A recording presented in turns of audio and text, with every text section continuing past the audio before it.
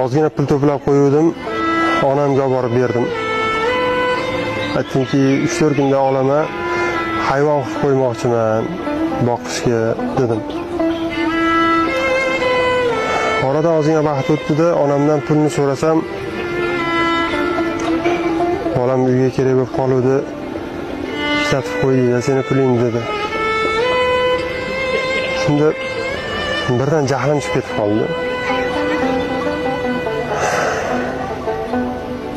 Aytib qo'ysangiz bo'lardi-yu, biroq so'ramabsiz-da, devordim-da tasodifan. Shunda hech qachon eshitishni xohlamagan gapimni eshitdim. Onam ering topganini o'ynab yeysan, o'g'ling topganini o'ylab yerkansan-da bolam.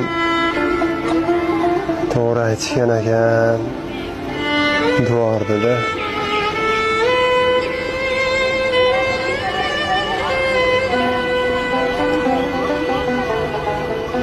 Bu gapni eshitishi, bu holatga tushishi yomon ko'radigan odamga ham ravo ko'rinmaydi.